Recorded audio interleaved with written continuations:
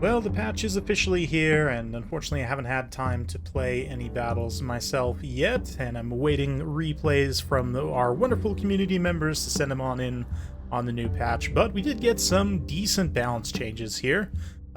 Yeah, I wanted to just go through them so I could have a video for you all and kind of talk about my thoughts. There's honestly not a ton, but it is some things worth talking about, and I did want to have just a discussion about sort of the direction that Creative Assembly is taking Total Warhammer 3 right now, sort of a broader discussion of how things are going. But anyway, let's get into the specific balance changes real quick, starting with Slaanesh. They, as a DLC faction, of course, are going to see quite a few adjustments.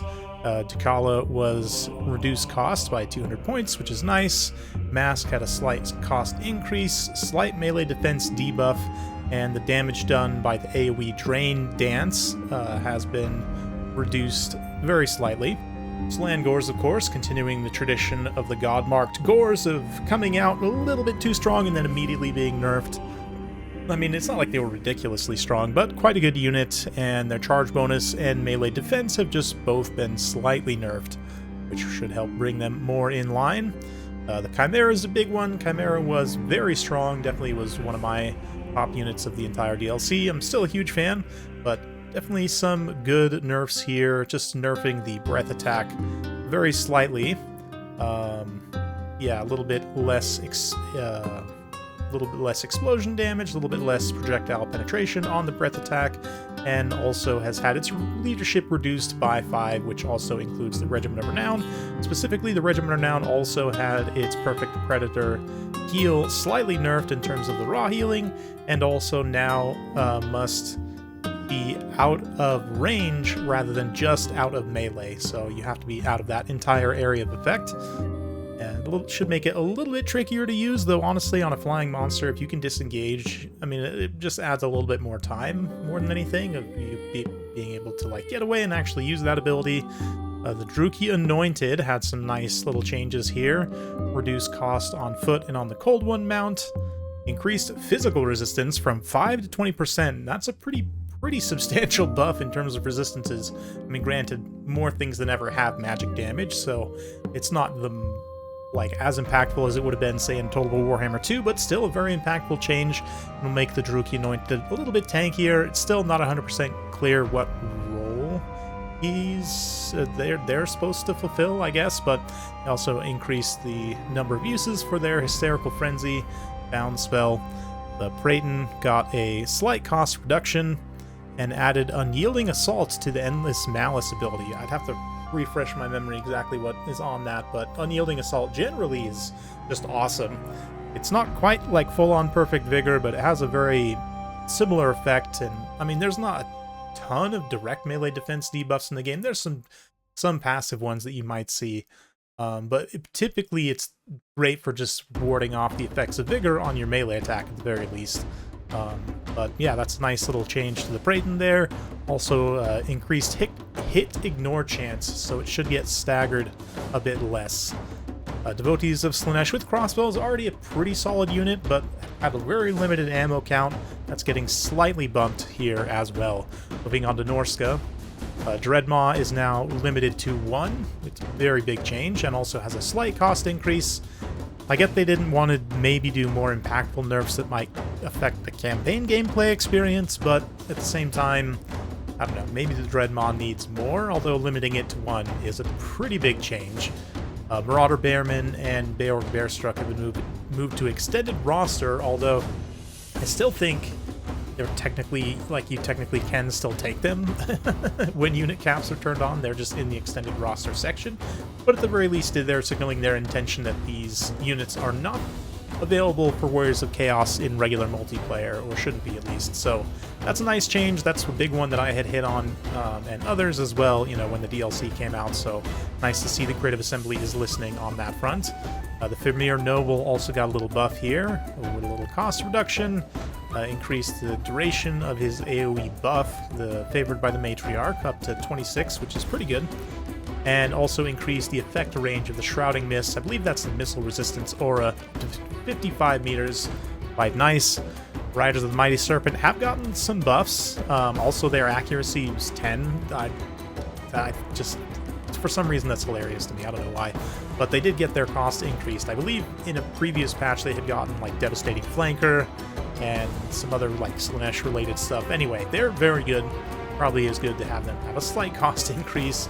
And then for the High Elves, Aislinn, just some minor adjustments for the Master of Mist ability. Now you have 2 uses instead of 1, and it also has a longer duration, up to 36 seconds, which is pretty good. Will it make that ability more worth taking? I mean, we've seen some fun gimmicks where you can like snipe out a high-value piece, or you know, maybe an enemy lord, or like a key win condition unit, but generally it's not great outside of that gimmick.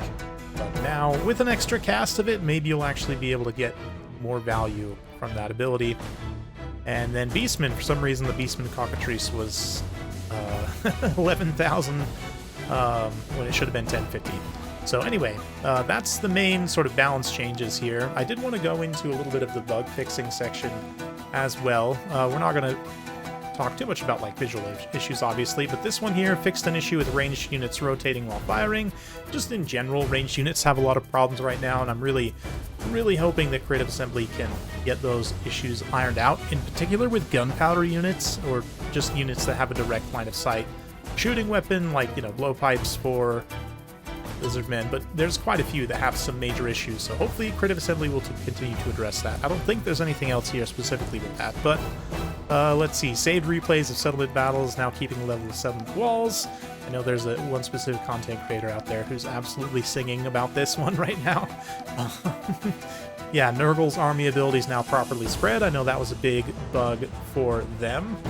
And fixed several animation tags for buildings, creatures, and heroes. And the animations, yeah, fixed several animation tags for creatures and heroes. Now, I had made a video a little less than a year ago specifically hitting on the Hydra, where I was able to show pretty clearly in a replay that it was doing, like, basically 0 damage on charge animations from, like, the side or rear of an infantry unit. And based on some discussions I had with some community members, it seemed that some of the animations were broken. I don't know. I've asked Creative Assembly a follow-up question if that specifically is addressed. I don't think I ever saw it addressed in a previous patch, although it's definitely possible I missed it. But regardless, you know, besides the Hydra, there were several like single entity monsters and characters that had some broken attack animations where they weren't necessarily hitting or doing the damage they were supposed to on that specific animation, which definitely affected their performance. Hopefully this item right here means that that's fixed. I will update you once I hear from Creative Assembly on that. But that was a big one that the gunpowder unit ranged issues. There's a lot of sort of mechanical weirdness in battles that has existed pretty much since Total War Warhammer 3 came out. A lot of it was not present in Game 1 and Game 2. So for me, that's one of the biggest things. I know I mentioned briefly in a video a couple months ago that I actually have a negative review on Steam for Total War Warhammer 3, and basically it boils down to those fundamental battle issues not being fixed. Like, this was never a problem before, and it's a problem now, so can we get it working a little bit better? And granted, Total War Warhammer battles has always had some level of jankiness, and some interactions that maybe aren't exactly ideal, but generally things have been better in the past, I feel like. So, I definitely think, based on some of Creative Assembly's announcements and some of what they're showing here, they are taking those complaints seriously. I mean, it's about time. It's only been, how many years since Total War Warhammer 3 came out, but better late than never, I suppose. If we can get these battle issues ironed out, yeah, again, updated the fire at will target prioritization, producing more consistent shooting. That is one of the issues that falls under the sort of ranged jank umbrella, right? It's actually a host of issues that sort of compound on top of each other. But anyway, yeah, that was the main things I wanted to hit on here, and kind of big picture. Again, glad Creative Assembly and the team they've got on it now is willing to, I think they're even maybe reducing the amount of content they're putting in these smaller patches. Like, I don't know if we'll see these little single units get added like we have seen in the past. Like the Blood Knights with the swords and other things like that. We'll see. It's hard to kind of interpret what they said. Not 100% clear for me, but what I will say based on the evidence of what they're doing here with this patch is it does seem like they're committed to fixing some of these persistent issues.